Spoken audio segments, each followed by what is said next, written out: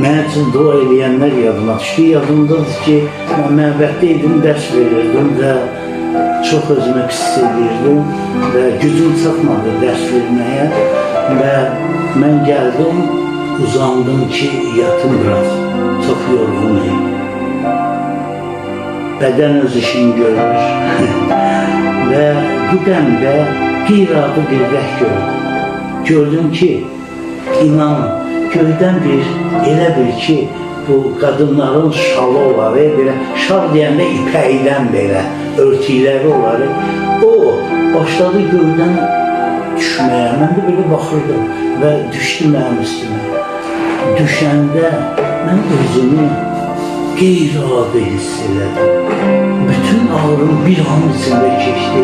Özümü elə rahat hiss elədim ki, elə gümrah hiss elədim ki, durdum ayağa və çıxdım.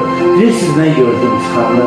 Gördüm ki, mənim balalarım, dərsə gələn balalarım, mənim üçün dua edirlər. Kirəm mənə güc versin, hürmət versin, şəfa versin. Mən o möcüzəni gördüm və ona görə də sizə deyirəm, əziz mənim bazı qardaşlarım, bir üstün dua edin. Dua çox şey edə bilər.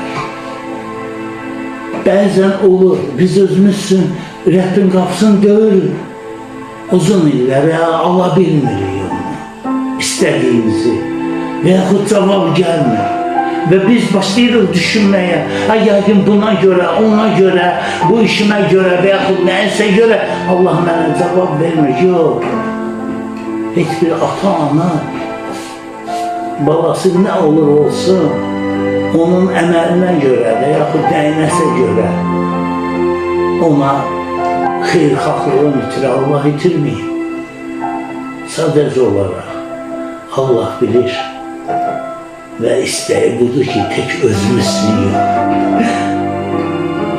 Yaxınımızsın da, bacı qardaşlarımızsın da. Bütün ürəkdən dua edək. Onda bizi üçün də dua edəcəklər və istədiyimizi əldə edəcək.